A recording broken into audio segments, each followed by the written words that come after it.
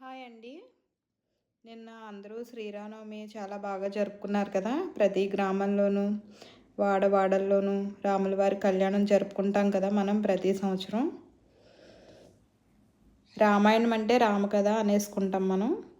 కానీ వాల్మీకి మహర్షి దృష్టిలో మాత్రం రామాయణానికి సీతే కథానాయికంటండి. ఆయన రచనకు శ్రీకారం చుడుతూ సీత కథను చెప్తున్నానని చెప్పారంట. వివేకానందుడు కూడా చరిత్రలో శ్రీరాముడు లాంటి వాళ్ళు ఎంతమంది అయినా ఉండొచ్చు, కానీ సీత లాంటి స్త్రీలు కనిపించరు, ఆమె నేటి తరానికి ఆదర్శమే అని చెప్పారంటండి. అలాంటి వైదేహి నుంచి మనము నేర్చుకోవాలి కదా. ధైర్యాన్ని కోల్పోని ధరణిజ అంటండి. ఆమెలోని నిర్భయత్వం, వాదనా పటిమ, ధైర్య సాహసాలు అమ్మాయిలకు అనుసరణీయాలే. ఎక్కడ తగ్గాలో ఎక్కడ నెగ్గాలో తెలిసిన ప్రజ్ఞావంతురాలంటండి సీతాదేవి.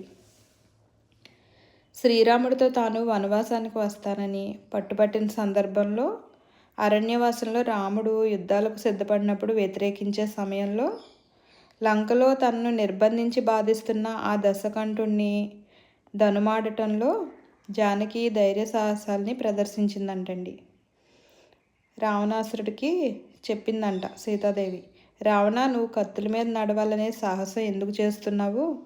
నీవు నన్ను హరించటం అంటే వజ్రాన్ని మింగాలని ఏగ ప్రయత్నించినట్లే అవుతుంది అని నిర్భయంగా హెచ్చరించిందంట.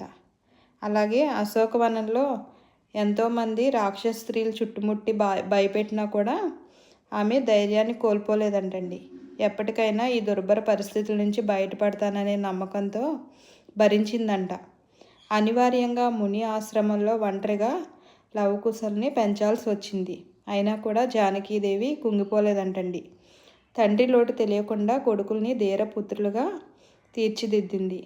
అలా సింగిల్ పేరెంటింగ్ విషయంలో కూడా సీత నేటి మాతృమూర్తులందరికీ కూడా మార్గదర్శి అండి. అందుకే లవకుశల శుభలక్షణాలన్నీ సీతాదేవి శిక్షణలో అలవర్చుకున్నవే. ధీరత్వానికి పెట్టని కోట మన జానకీదేవి. ఇలా సీతాదేవి సహనానికే కాదు, సవాళ్లకు, ధీరత్వానికి కూడా ప్రతీక అండి. ఈ తరం యువతలందరికీ కూడా సీతాదేవి ఆదర్శనీయమూర్తే. అలా మహిళలందరూ కూడా ధైర్య సాహసాలతో మంచి మార్గంలో నడుచుకోవాలి. బాయ్ అండి.